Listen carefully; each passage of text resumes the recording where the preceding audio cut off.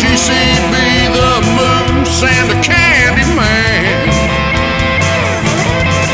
Like a freight train rolling, bringing truth bombs down the line. Promoting the Southland 1 week at a time.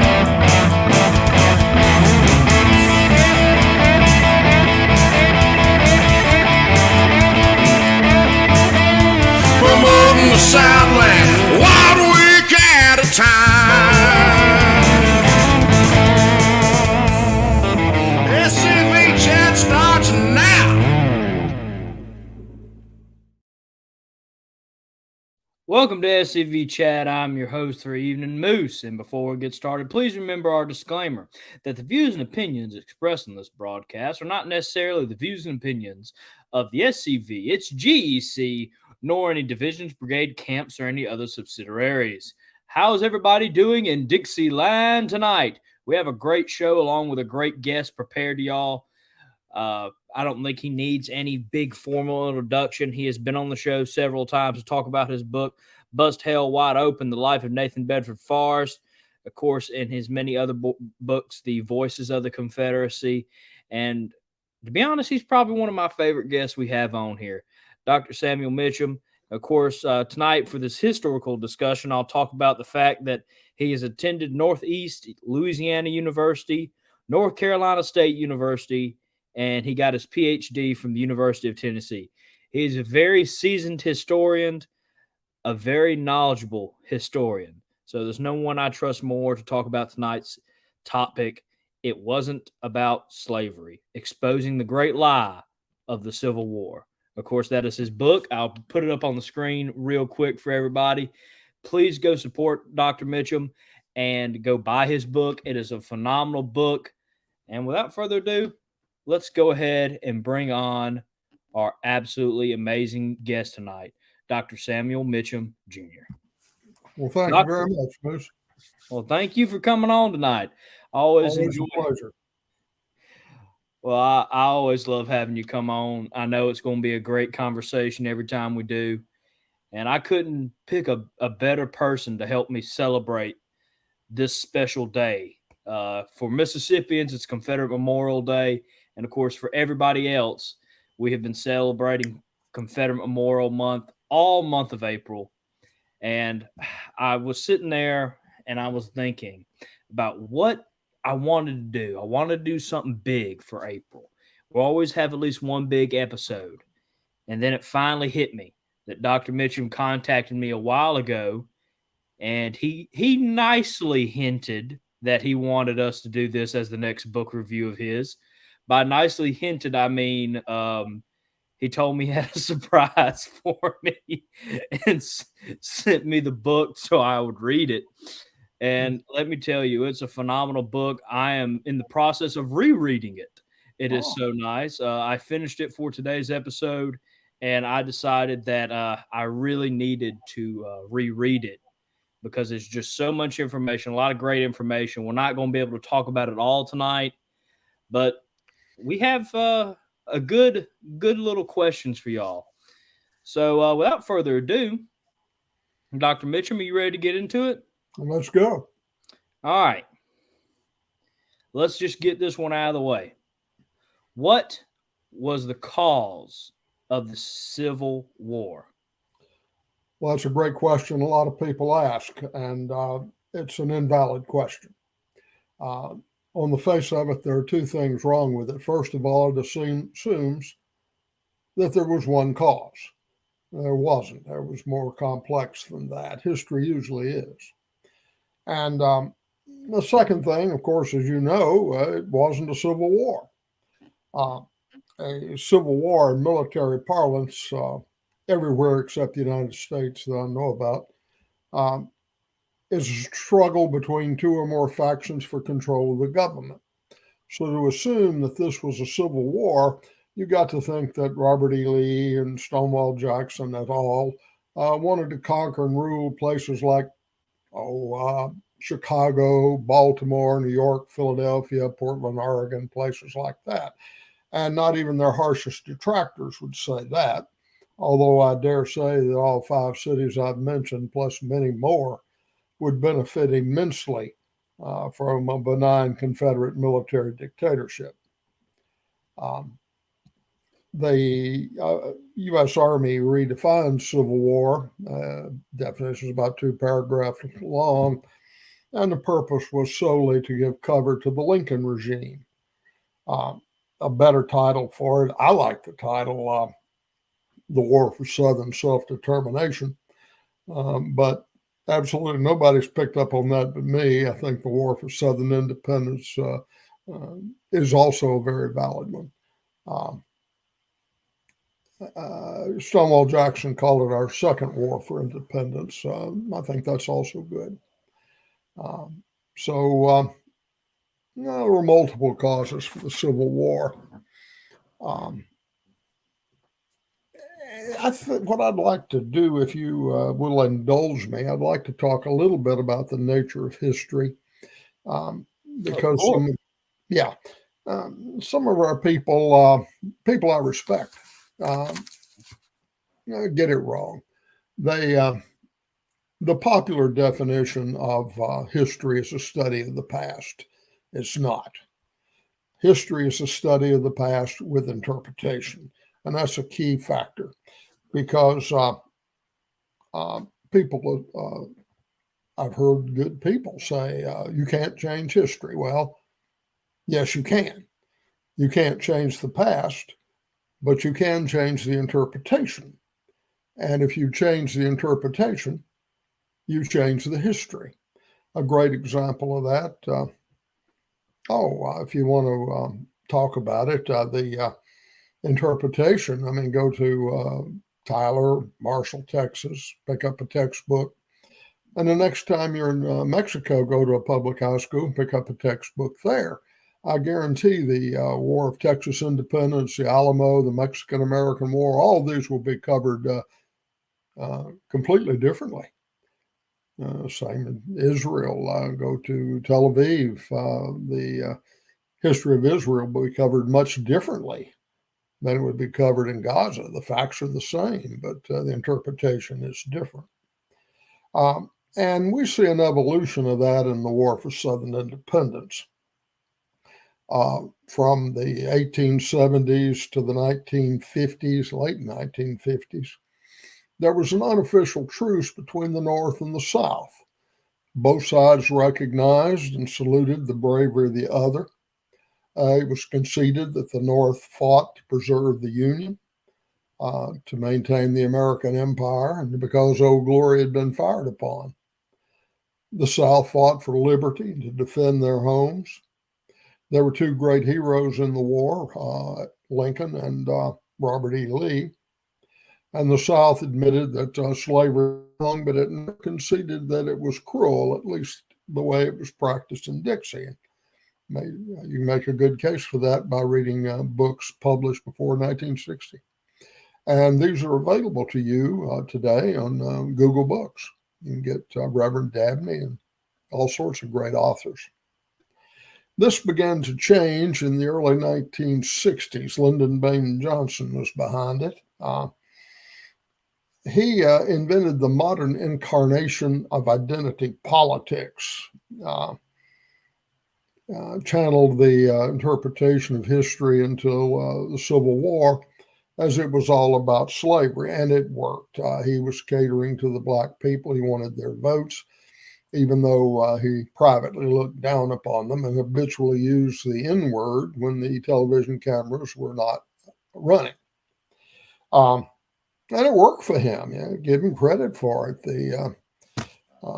In 1956, 75% of African Americans voted Republican. They voted for General Eisenhower. By 1964, over 90% of them were voting Democrat, and that continued up until the advent of Donald Trump. He got, I think, 20% in the last election, and all he did differently was basically ask him, what have you got to lose? A great example of that is the interpretation of Robert E. Lee. He opposed both secession and slavery, but today he's being portrayed as the figure of both secession and slavery. It's totally unfair to the general. The battle cry of it was all about slavery is both simplistic and infantile, but it has duped a lot of people. They commit the sin of presentism. It's a historic sin. It's superimposing modern values on those of the people of the past. And it automatically assumes that the people of the past are wrong and that we got it right, or our generation does, which is frightening since all too many of our modern students and historians and neo-Marxists don't even know which bathroom to use. Presentism lacks the empathy to study the people of the past objectively. You can't do it by imposing modern values. They didn't have women's suffrage. You can't look down on them for that. They were evolving just like we do. I think it was Bernard of Chartres, the Renaissance historian, who said that we stand on the shoulder of giants. Sir Isaac Newton said it even better. We stand on the shoulders of giants, not to look down on the giants in derision, but so we can see further. It's an evolutionary process. And I know I first became aware of the world in the 1950s, and it has evolved. And a lot of that is not good. Some of it is, but I'd say a whole lot of it is not. The present, particularly Marxist or Northerners, it's very simple. North good, South bad. Kind of the same category as fire bad, tree pretty. It's, like I said, very simplistic.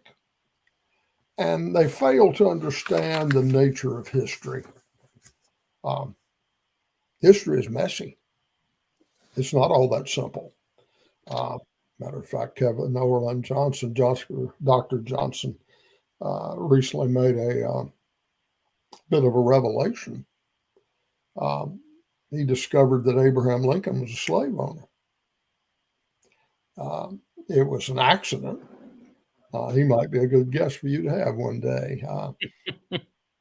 But what happened, his father-in-law died, I think it was 1849, and he fell victim to one of those plagues, so he didn't go to a lawyer to write his will. He just hammered it out on his deathbed. And he had about 150 slaves, and he didn't give any of them to Lincoln, but problem was he died so quickly, he only had one witness when he signed it. Kentucky law required two witnesses for a probate. So the court threw out his will and made it a by law will. Same as dying intestate. He may as well not have had a will. And there were 13 heirs to the 150 slaves. One of them was Mary Todd. And of course, in those days, if a wife inherits something, the husband actually inherits it. So Abraham Lincoln inherited a 1/13 share in 150 slaves. So what we haven't found is what he did with them. And I think that's a big issue. It's a rather complicated situation, but it works this way. There was a preacher named Barlow who was a scoundrel. He was a great preacher, wrote a lot of great sermons. And when he died, his papers totaled 5 or 6 boxcars. But Barlow had his hand in collection plates, so he got fired. He also had his hand on church-going women. He seduced several. He apparently was really good at that. And he went through 9 churches and couldn't get another job as a church, so he decided to deify Abraham Lincoln. He wrote Gushy, basically untrue biographies of Lincoln. You know, the Lincoln myth is with us today. Full disclosure, I think Abraham Lincoln is the second most overrated man in history and the most overrated American man. The question is, what did Lincoln do with the slaves he inherited? And we don't know yet. Barlow's papers are in the University of Chicago. They're just boxes, unedited, huge amounts. And what Barlow would do, he'd go to courthouses and get any document he could on Lincoln. And when the clerks weren't looking, he'd walk out with them. So what happened to the Todd probate is probably in those boxes at the University of Chicago, and I'll be very interested in seeing what happens when Dr. Johnson finds them. Anyway, history sometimes is an evolutionary process, but I guarantee you one thing: they will. They'll try to suppress it if he did sell those slaves. Now, if he liberated them or his share of them, you really can't criticize him because, he did keep up with his alleged principles, such as they were. But I bet you he sold them. But I wouldn't bet the ranch on it, but I'd put up $10. I would definitely like to know the truth on that. Yes. It will be interesting when he discovers them. I suspect the answer is in those boxes.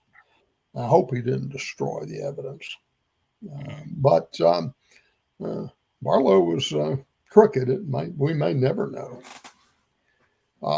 Now, I see where Ron Kennedy asked me who the most overrated man in history was. Mohammed. Okay. I personally think that the Islamic faith is a cult. But anyway, as President Wilson later said, the role of slavery in the Civil War has been overstated because it was necessary for the North to put the South at a moral disadvantage and transform the contest from a war for independence into a war waged for the continuation and expansion of slavery. Of course, Wilson was a governor of New Jersey and president of Princeton. So it kind of says something that he would speak that way. I am not a believer in what I call noble cause delusion disorder. I get this a lot. Yeah, I've got quite a stack of hate mail over it wasn't about slavery. Some of it was highly amusing. I did want to talk about that. You said noble cause delusion disorder. Yeah. I know a lot of people online will either call us extremists, neo-Confederates, I believe, is one of the terms they throw out of us. Lost causers is another one. I would like to hear you talk about that. And, of course, the single cause method thinking, that it was only the war was only about one thing. And, of course, they think it's slavery. So, Dr. Mitcham. Well, their position is rather easily repudiated. Quote Abraham Lincoln. He did this in, August 15th, 1864. He said, "My enemies pretend that I'm carrying on this war for the sole purpose of abolition. So long as I am president, it shall be carried on for the sole purpose of restoring the Union. Lincoln didn't care about the slaves, particularly General Piatt. One of his military advisors said he didn't care any more about a slave than the mule he worked or the hog he killed. And, it's pretty evident. I mean, first Emancipation Proclamation was issued by General Fremont. And it took Lincoln 3 days to have him rescind that. And it wouldn't take him that long, except he did it on a Friday. He had a weekend involved. He needed the slave states of Missouri, Kentucky, Maryland. Delaware was also a slave state. In fact,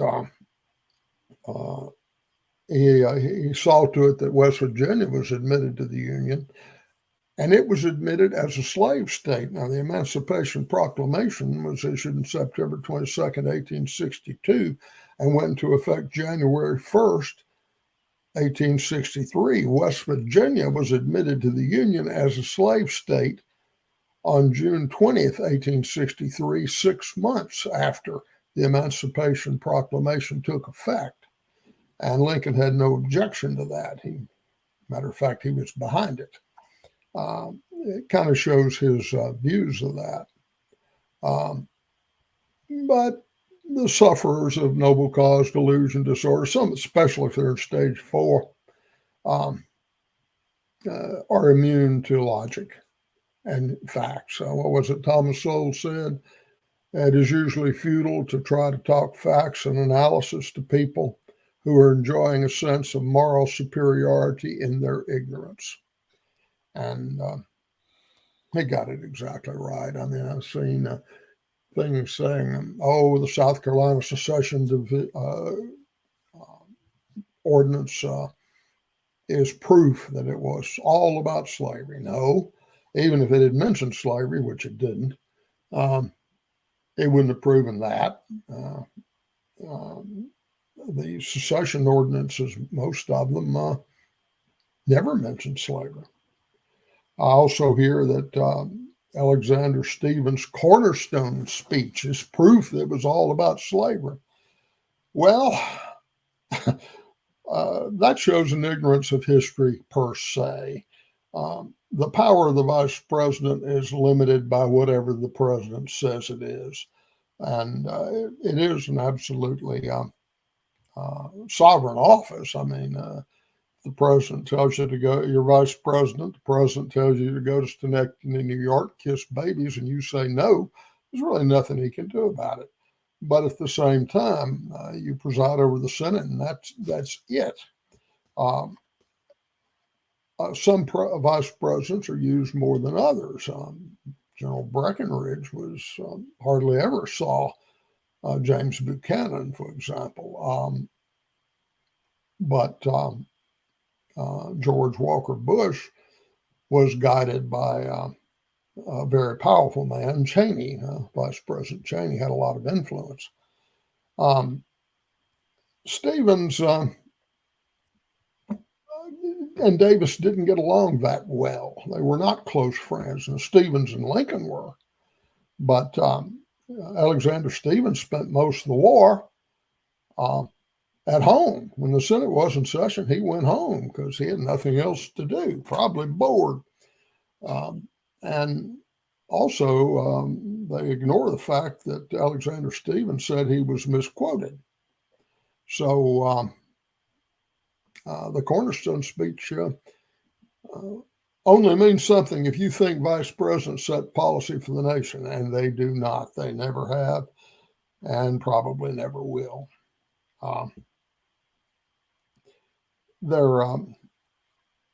When I try to refute that it wasn't about slavery, I like to ask my liberal friends, have you ever seen the movie Gettysburg? And they all have.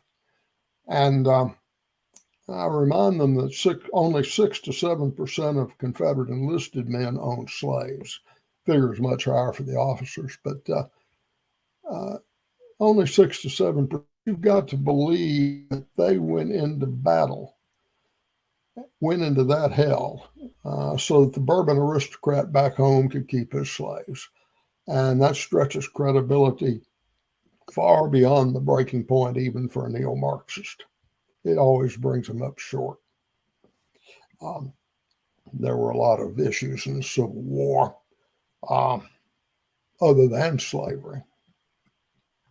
I don't know if you want to get into some of them or not, but one of them was, what kind of government would we have? When the United States started, it soon broke into two schools of thought. I call it Hamiltonianism versus Jeffersonianism. Alexander Hamilton wanted a corporate America model, a commercial state. He wanted a president with almost royal powers, a Senate elected for life, a strong national bank which controlled the currency. And he also wanted land prices to be very high.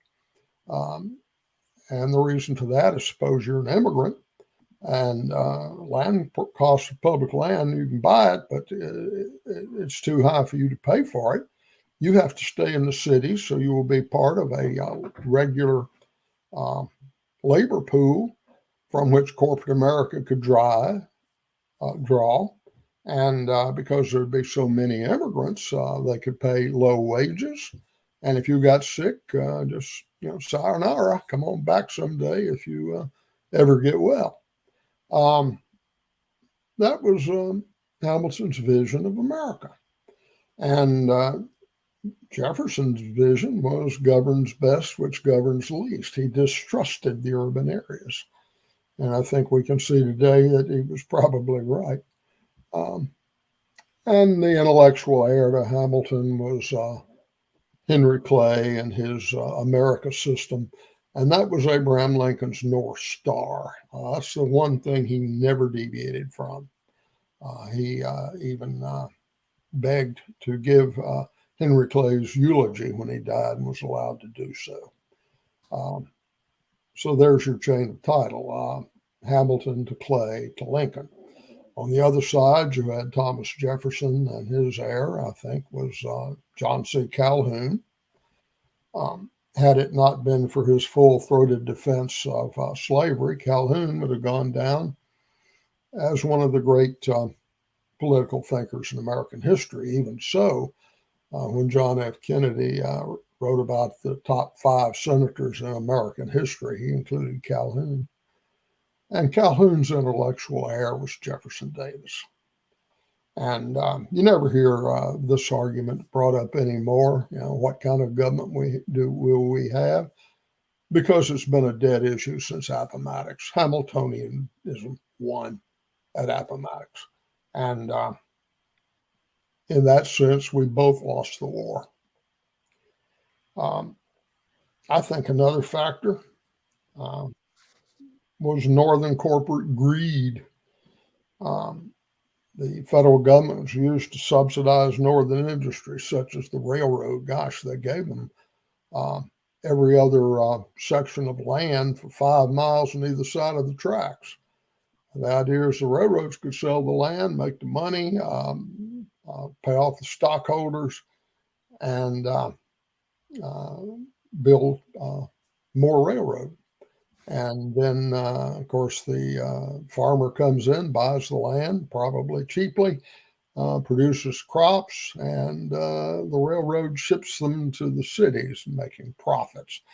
Railroads, it's no accident they were the first billion-dollar industry in American history.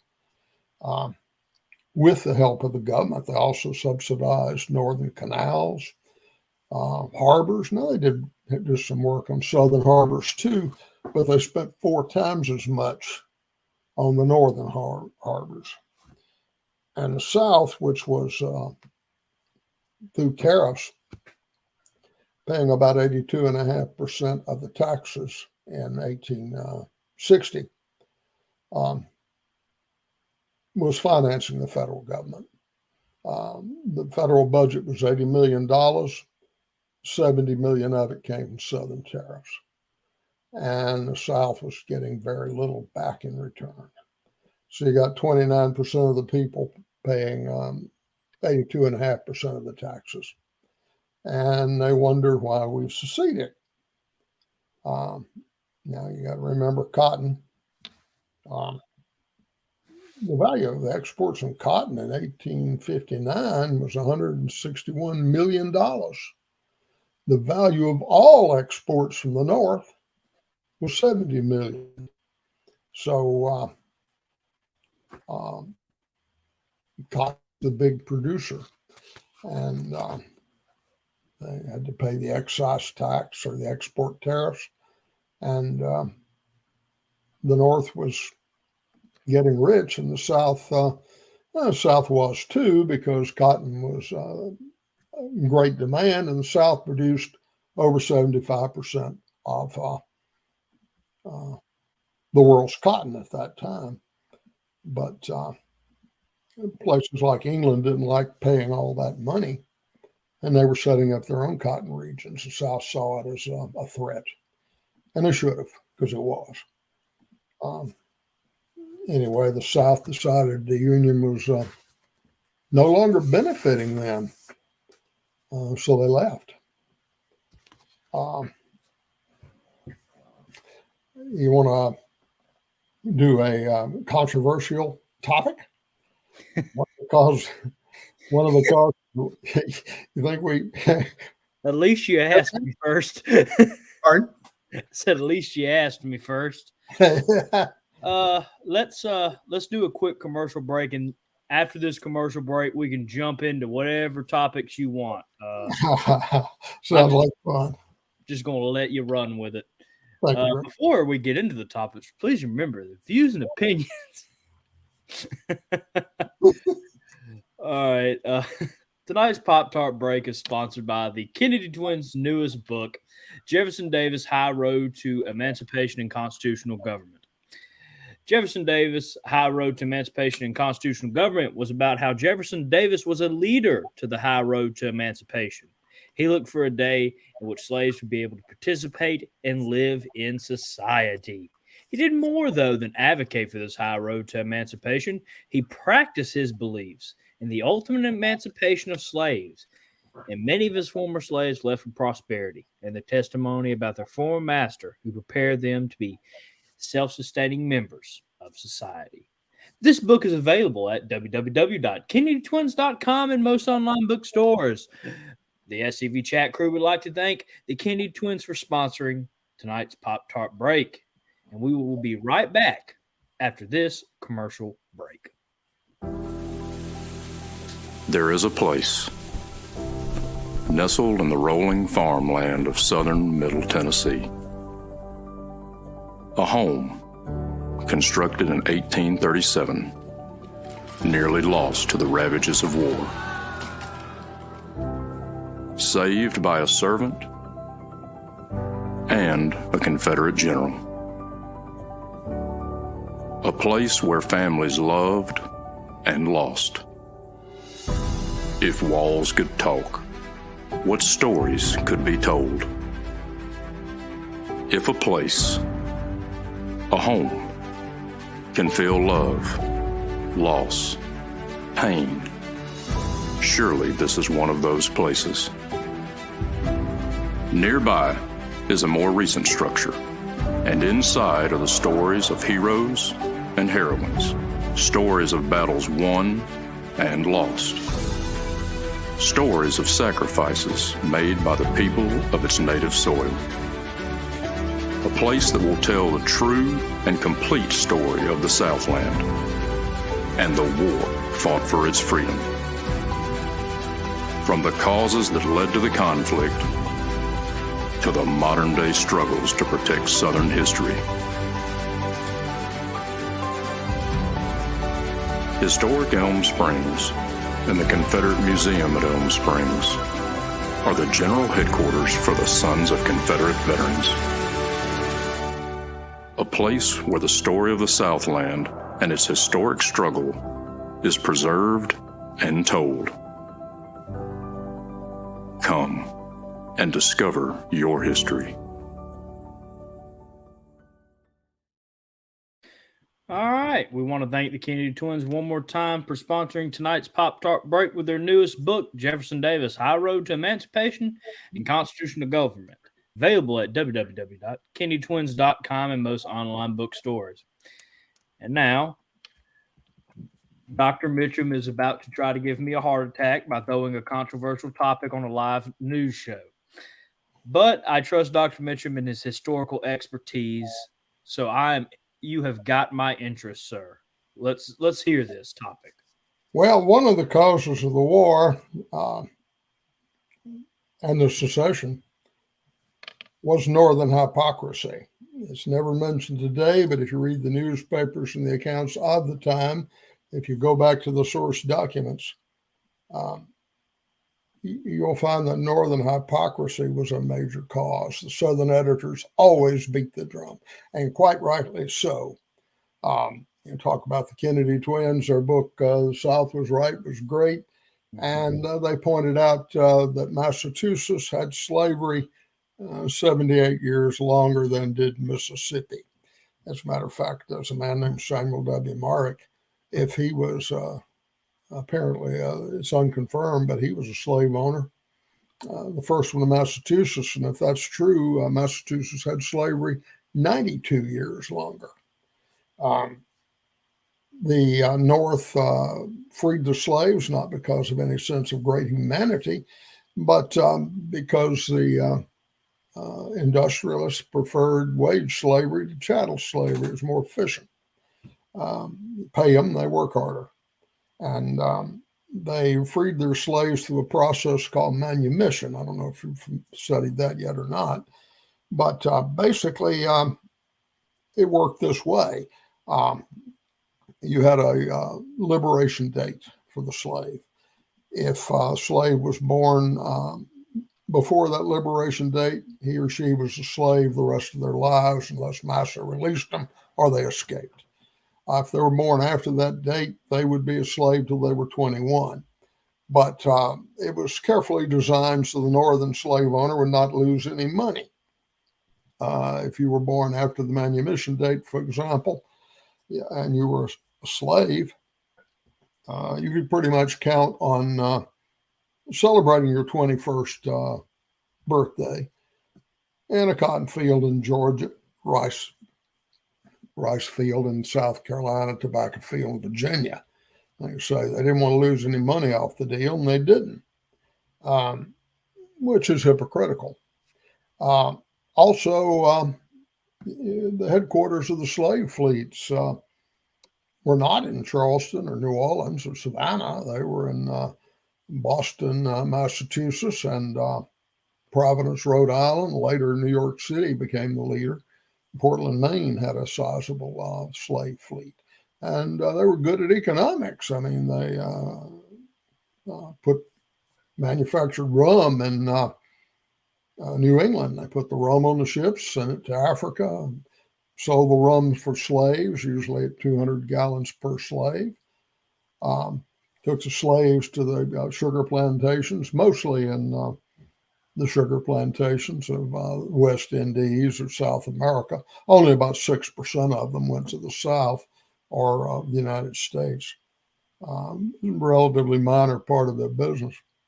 And but in the sugar islands, they'd pick up more molasses, sell the slaves, load the boats with the molasses, carry it back to New England, and give it to the rum distillers who would convert the molasses into rum. So you had three legs of the triangle trade, and they made money on every one. Give it to New Englander. They knew how to make money.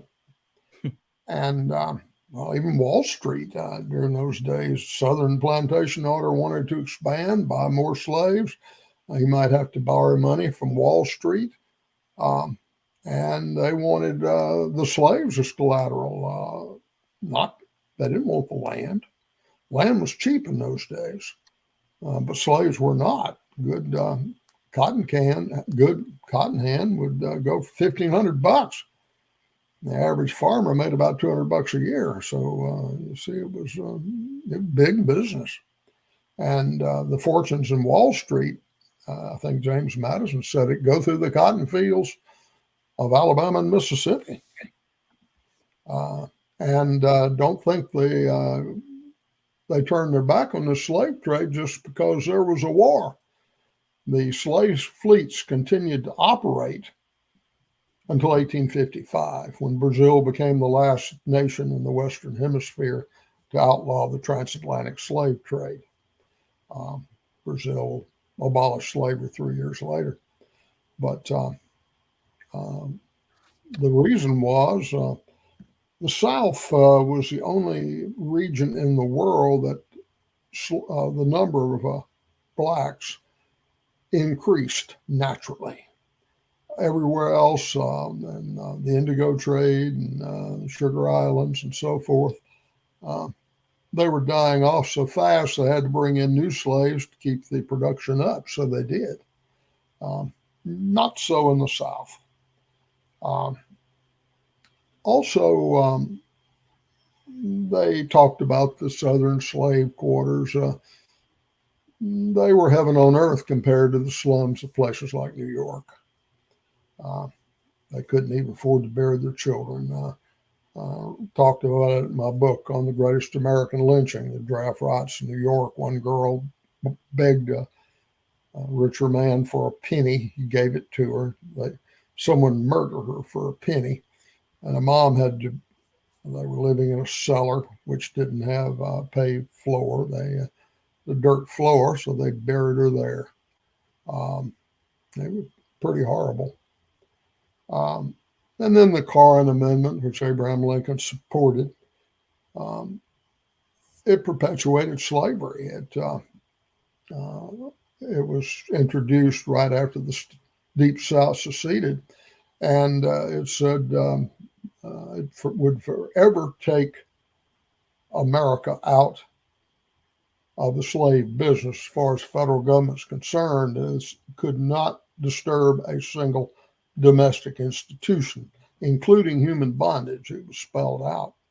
And Abraham Lincoln supported it, and it passed both the House and the Senate. And by then, the 7 Confederate states had left the Union. So the Carson Amendment was not passed by Southern votes. It was passed by Northern votes. And 5 Northern states ratified it. Of course, it was rendered moot the following month when the Confederates fired on Fort Sumter. So all the South had to do to keep slavery was just go back to the Union, and they would have had it forever. But there were 2 major flaws here. First, it didn't address the tariffs, which had been increased after the South seceded from 24% to 47%. And also, the South didn't want to be part of the Union anymore. And I could go on about Northern hypocrisy. Like I say, read the newspapers today, you'll see a lot of it. And there's a lot more of it in my book. Another reason, and it was mentioned in some of the secession declarations, was the abolitionists advocating terrorism. First major terrorist attack on American soil was John Brown, 1859. And the North mourned his death. They had the church bells pealed, the women dressed in black, they put black wreaths up. And I think that was a breaking point for the South. The man was a murderer and a terrorist, and the North was ready to embrace him. And one thing that's not often realized, several of the John Brown terrorists escaped. Those who went to states with a Democratic governor were held and extradited. In fact, Virginia made a mistake on their bill of extradition.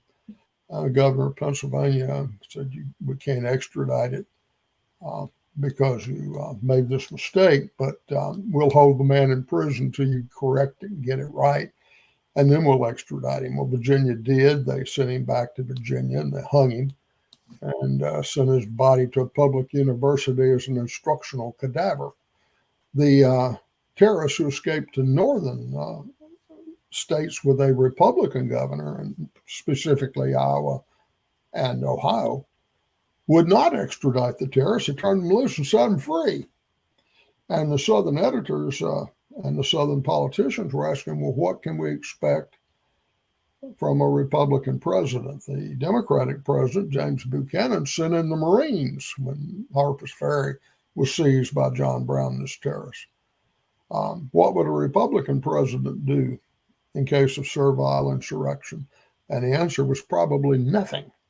And that was a factor in secession. We talked about the federal budget grossly favoring the North. There were cultural differences, which are harder to pin down because you don't have the statistics.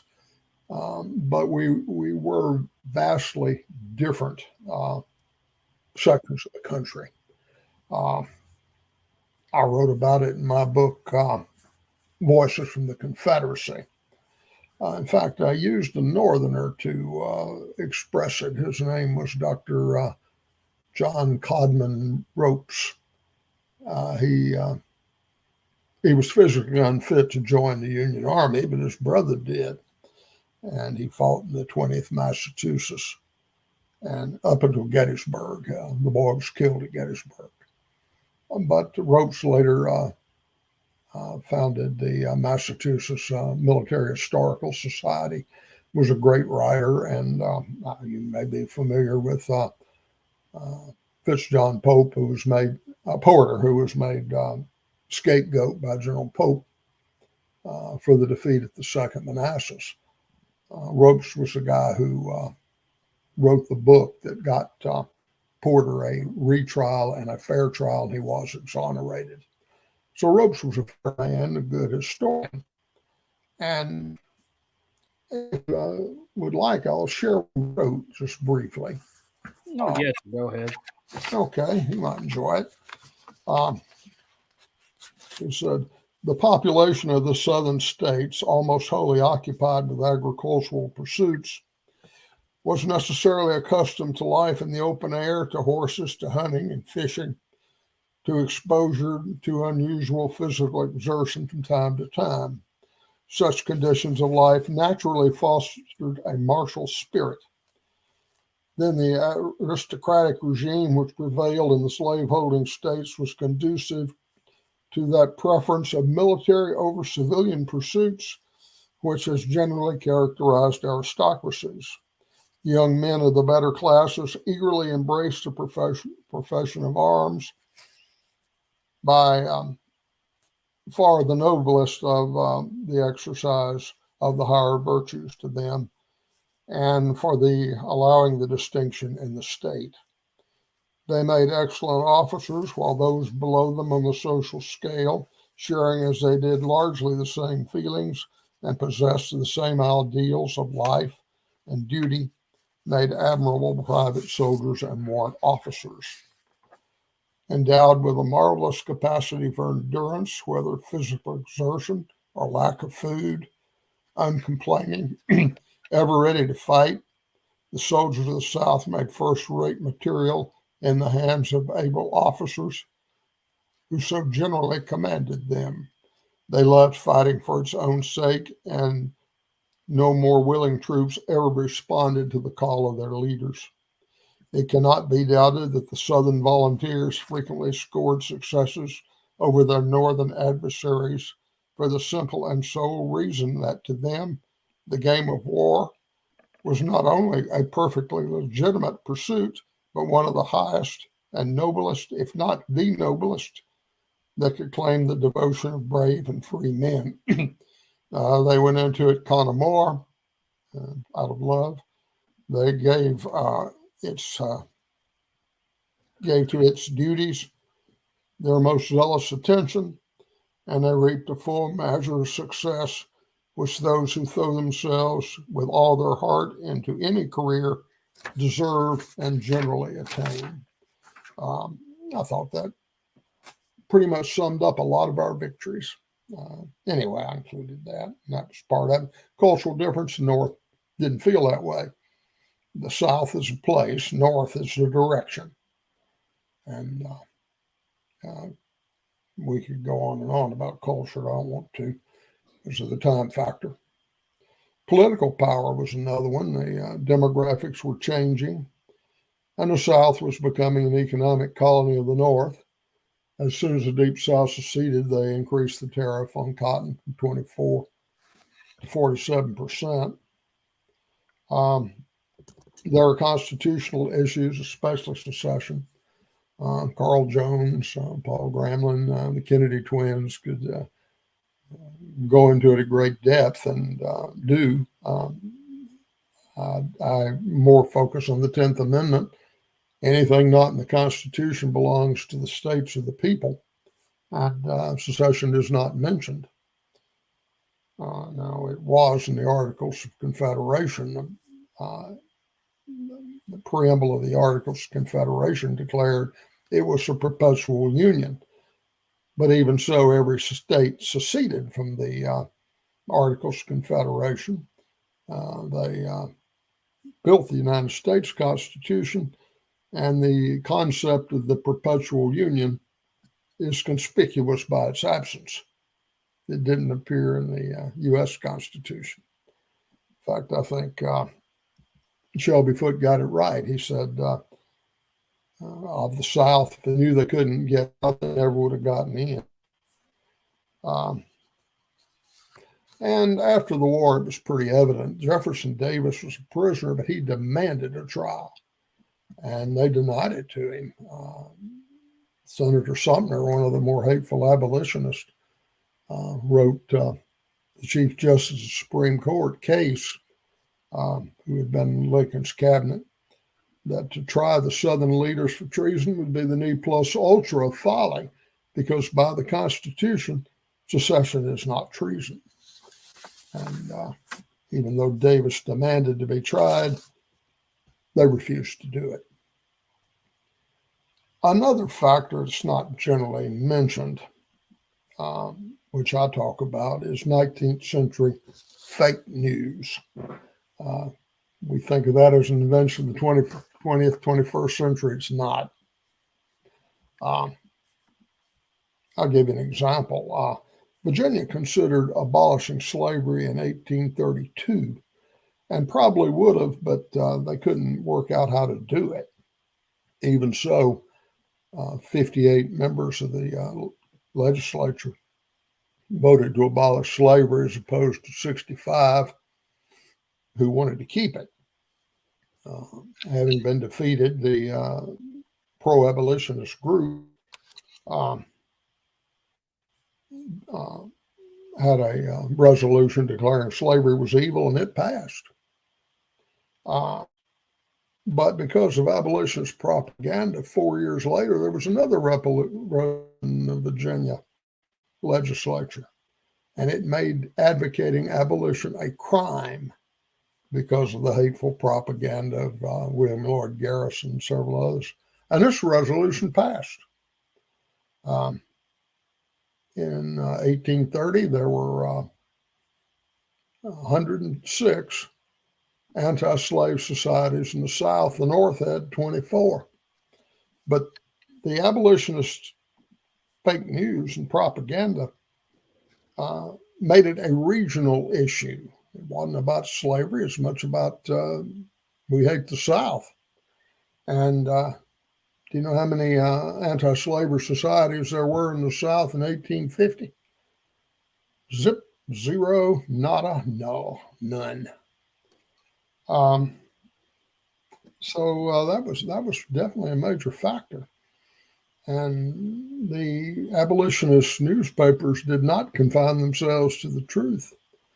In fact, I talk about Harry Beecher Stowe's novel, Uncle Tom's Cabin, completely fiction.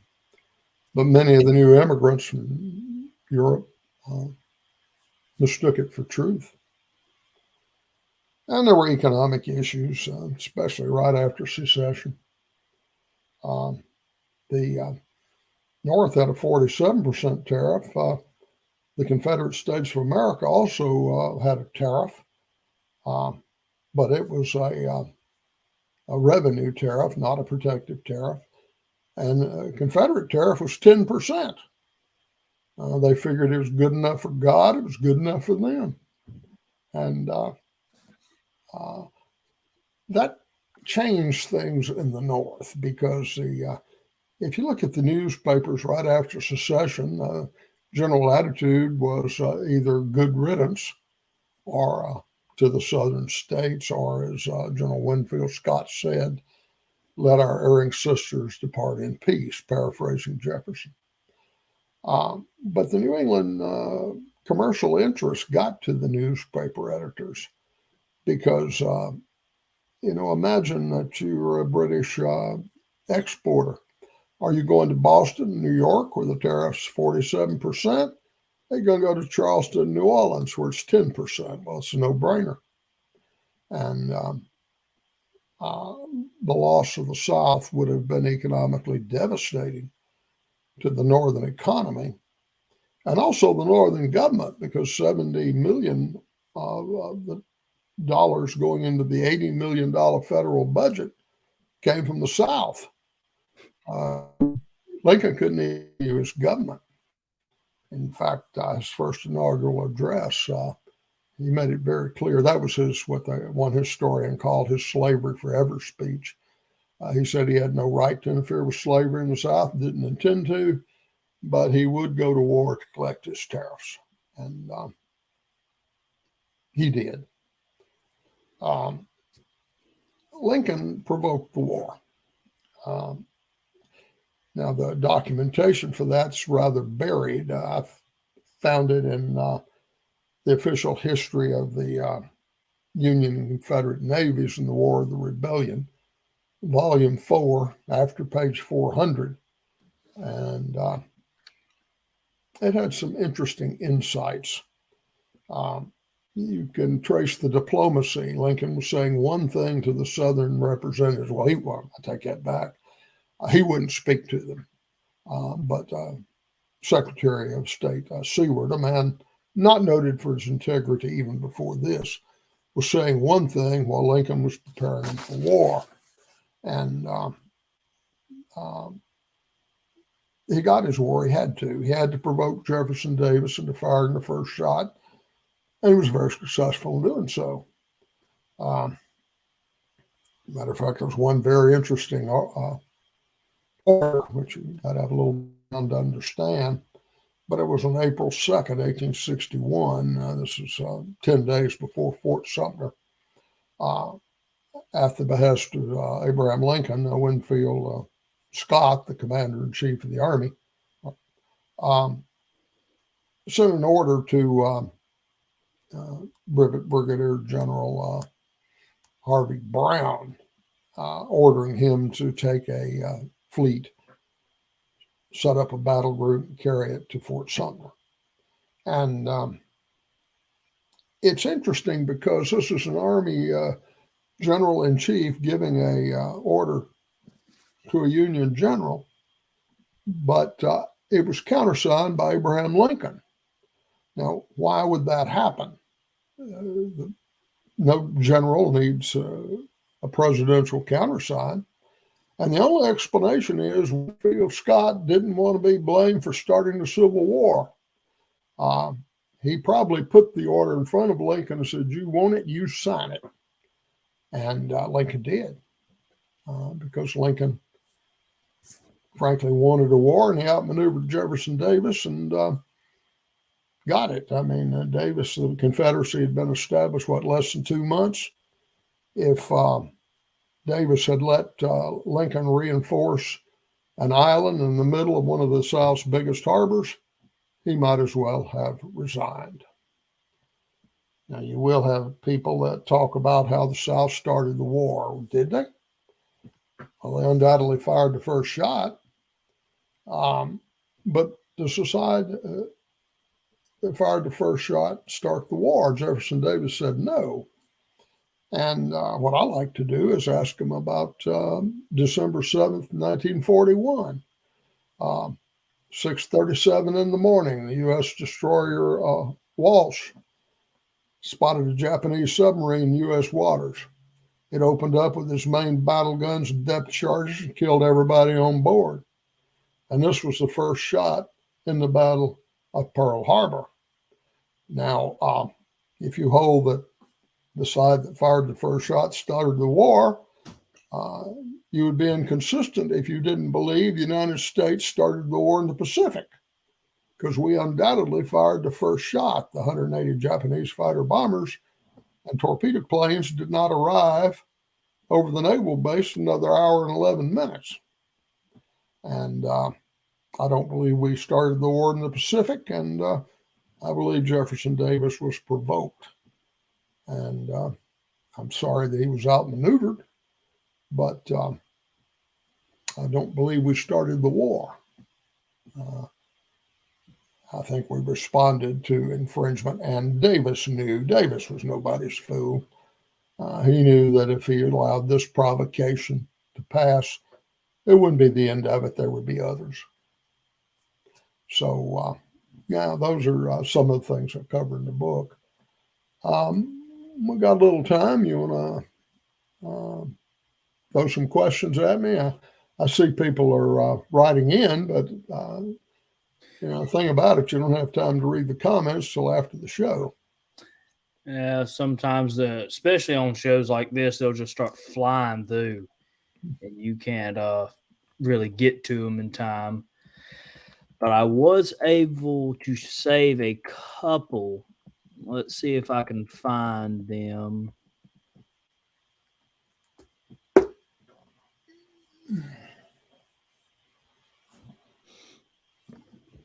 And Carl Jones asks, of course, Carl Jones is another historian we've had on before, and the Army of Tennessee councilman.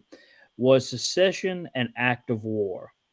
No, they were entirely different. Of course, there was a question. Did the South have the right to secede? And clearly they did. There were 5 major secession crises in the U.S. history before the crisis of 1860, all instigated by New England. The one exception to that was the nullification crisis in South Carolina in 1832 and 3. But most of American history up until the Civil War, there were always seemed to be threats of secession, and it was always New England threatening to secede.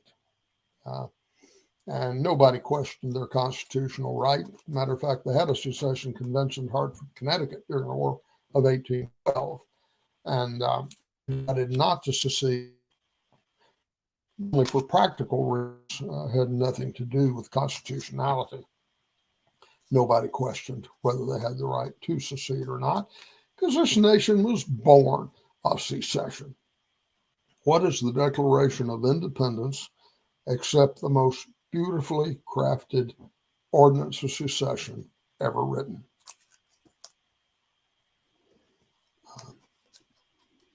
Thomas Jefferson could write. Oh, he was a beautiful writer. Mm-hmm. We'll be talking about him soon in our Heroes of Heroes episodes. Let's see here. Our Chief of Heritage Operations, Mr. Ron Kennedy, asked Dr. Mitcham, Dr. Sowell claimed that the death rate for slave ship hands was equal to the death rate of slaves being transported to the Americas. Have you heard about this? No, and I rather doubt it. There were 24 to 25 million slaves exported from Africa, and the New England flesh peddler didn't give a hoot whether a slave lived or died. They didn't even put straw down there. They slept on the floor. They went to the restroom wherever they could. It was filthy. Of the 24 to 25 million slaves exported from Africa, 5 million, an estimated 5 million, died in the Middle Passage, as they called it. I've seen numbers as low as 4 million, but we don't even know within 1 million people how many of them died.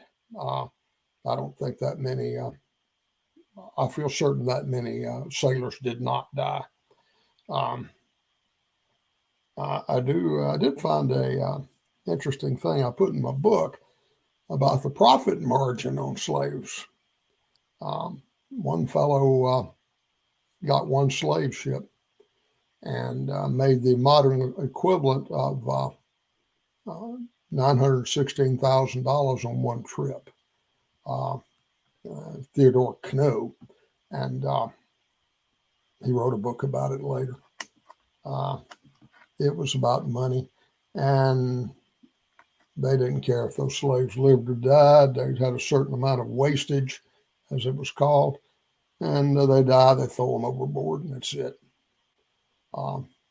So that was one of the, and perhaps the most brutal part of slavery, was the Middle Passage. Matter of fact, I read one where they transported slaves on a forced march from New York to Virginia, sold it to a Virginian, and he had to, when he got his slaves, he gave them 2 weeks, basically vacation. They didn't have to do anything. And the sole purpose of that was so they could recover from the forced march. They hadn't been fed, they'd been beaten. They were rather glad to be in Virginia. I think that, like I say, that's one of the more brutal parts of slavery to the United States. Now, if you ended up in a sugar plantation in Tobago, that wouldn't be true. All right. Next one is from our Lieutenant Commander-in-Chief, Walter D. Donnie Kennedy. He asked, did any U.S. presidents before Lincoln say secession was treason? There were 5 living presidents in 1860. What did they think? Well, my favorite was John Tyler. He joined the Confederate Congress. No, to the best of my knowledge, none of them ever said that it was secession was treason. It wasn't. Buchanan questioned its legality, but it happened on his watch, and his basic attitude was wait for Lincoln to take over and let me out of here. And that's Pierce thought it was legal.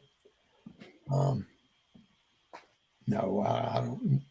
I never heard of any other president saying it was treason.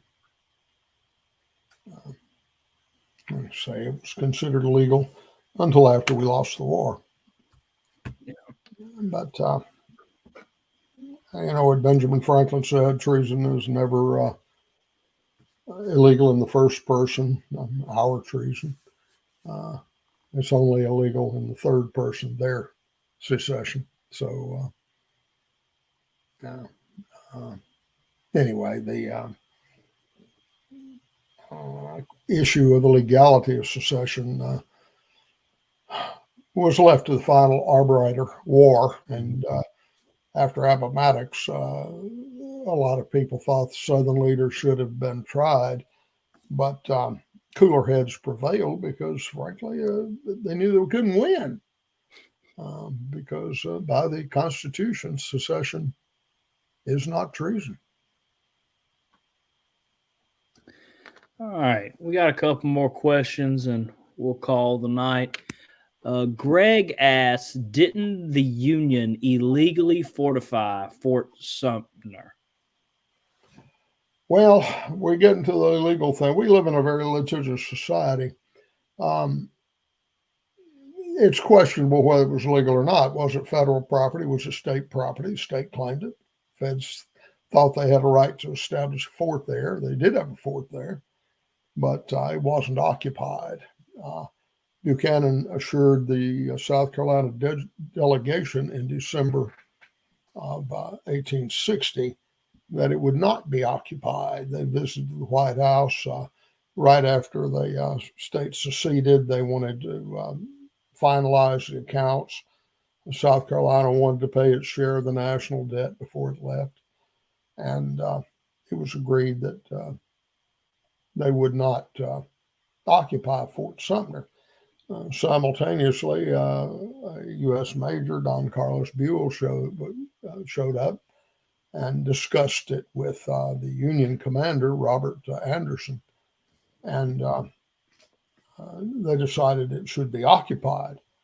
For those of you not familiar with it, Major Anderson was stationed at Fort Moultrie on the mainland, and there was no way he could defend that against a troop of Boy Scouts. The guns were facing the wrong direction, facing the sea. The attack would come from land, and you had houses built almost to the perimeter of the fort, and cattle wandered in and out of the fort anytime they felt like it. It was not a real fort as we think of it today. So Anderson felt the only chance he had was to occupy Fort Sumner, and Buell agreed with it. And the South Carolina delegation felt they had been deceived, and I believe they were. Look, with 2020 hindsight, the first thing the governor of South Carolina should have done, Pickens, was send troops to occupy Fort Sumner. But he didn't expect the Union to react the way they did. I think he felt like they'd let us go. But that wasn't in the cards. Okay. Any more? I got one. We talked about it a bit, but we talked about how a lot of historians today are suffering from presentism. Looking back today, looking back at history with present day's eyes, and as someone who is starting to study how to become a historian, and you already being a seasoned historian, what do you think about the historians today, people training to be historians?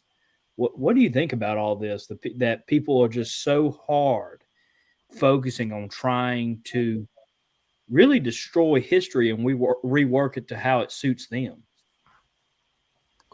Well, I hate to be negative, but I'm not sure we haven't gone too far. We may have reached the tipping point. I'm not satisfied with the way society is developing. This country, I think, is in grave danger. I think our economy is teetering on. We have a deep state that's run amok, and the next election will be decisive. My personal view, the last one was stolen to Donald Trump, and if they succeed in stealing the next one, we become a third world country, and that will be reflected in the historians that we have. I think there are a few great historians. You got Clyde Wilson, the Kennedy twins, people like that, but not enough of them. And most of them are not in academics anymore. I'm not. I've written over 40 books. My wife says it's over 50. I don't know. I stopped counting at 40. But I was denied tenure because I don't have any publications. I published more than my entire department combined, but they're the judges. All those don't count. They're military history. Doesn't count. Also won 5 teaching awards in 7 years. I won the Baptist Student Center named me the Professor of the Year, despite the fact I'm not Baptist. But that doesn't count either. As a matter of fact, one student put up a sign he wanted to get in my class, and I wish I'd kept it. He would offer $25 to anybody who dropped my course and let him sign up in the place. So, but I don't know how to teach. I don't know how to research. I don't know how to talk. And certainly am not politically correct, and that's my view. They didn't want it, partially because I'm a Christian and open about it, and they look on that somehow as oh, these are the same people who use the F word as a sign of higher learning. They had the audacity to attack my religion twice. First time I was kind of taken aback and let it go. Second time they were, talking about what a fool I was for not believing in evolution. So I said, let's get this straight. You believe that in the beginning there was nothing. Then nothing exploded, and that created everything, including these rocks. Well, these rocks got wet and were struck by lightning, and that created the slime. And out of the slime, up popped these monkeys. And they swung by their tails in the trees for several thousand years. And then some of their tails fell off, so they came down from the trees. And that was your great-great-grandfather up 10 times removed. And you think I'm mentally weak for believing in Jesus Christ? And you believe in that? I don't know. I got my own opinion about you. So I went into private business and doubled my workload and tripled my salary. Well, for people who don't think that you're a real historian, I've been doing some research on that. Just it seems that throughout history, in the United States, people have determined and discredited many great historians because of simply disagreeing with them, or being Christians, or attacking some of them because they don't have a piece of paper from a nice, prestigious school or something like that. And so, obviously, they're not real historians. It's a crazy world where people will try to discredit someone like that. Well, you got to remember the neo-Marxist is a moving target. Mm-hmm. Whatever they believe is the only way to do it, and it's not. I remember I had a friend who thought I should have to take as a grad student, I had to take this course, and he took this course. He took this course, so I had to take it to get my doctorate. He took that position. And I said, well, I was an Army helicopter pilot. I believe that you've got to be an Army helicopter pilot before you can get your PhD. And he laughed and got defensive, but he understood the validity of my argument. Not everybody has to do it the way you did it. Not everybody should have to believe you do. As a matter of fact, they talk about the students and divisiveness on campus. So divisiveness is a bad thing. No, I want an 18-year-old to go on campus and immediately be bombarded by every possible direction, every possible idea, and let them, over the course of their career in academics, choose what they believe. I even support, I don't want Marxists to force their opinions on people, but I believe educated students should be presented with that perspective, because I want them to choose the positive, but you can't choose the positive if you don't know what the negative is. Mm-hmm. I call it academic freedom, but far too many professors today think academic freedom is the name of a racehorse. I'm afraid it's deteriorated to the point I'm not sure we can recover it.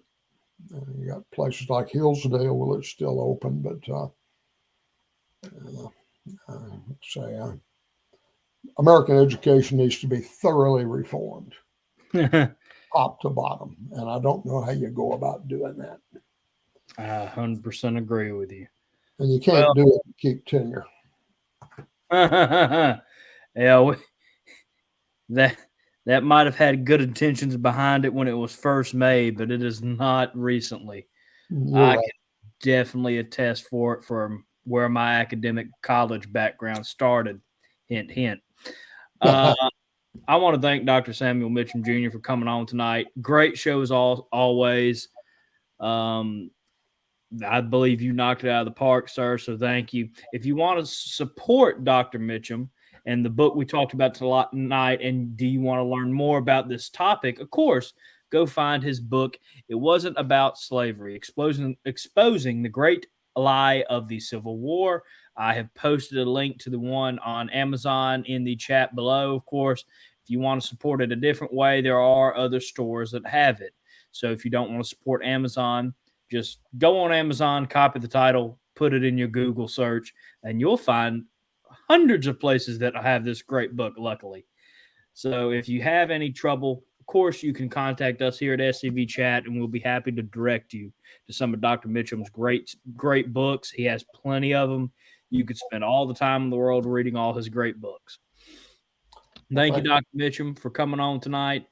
And, of course, make sure to tune in to us live Wednesday when we have a Hearth and Home special with Sons of Confederate Veterans Executive Director Adam Southern. So that will be this Wednesday instead of a Monday. So we just pushed him back a couple of days, and we're going to have him live this Wednesday at 7 p.m. Confederate Standard Time. And also remember that this Thursday is Look Around the Confederation. Send your short videos, news, and write-ups to scvyouthOutreach@gmail.com, and you'll be featured on the upcoming episode of Look Around the Confederation. I want to thank everybody for coming on tonight. Make sure to share this episode out. We want this episode to reach great lengths. This was a great discussion, a great entering point for everybody on how to defend the South and how to defend your ancestors. And, of course, to learn more about this topic, go get Dr. Mitcham's book. So we want to thank everybody for watching. Again, remember to share the show, and we'll see you guys later. And remember, no FUMAR in the elevator. Good night, everybody, and stay Southern.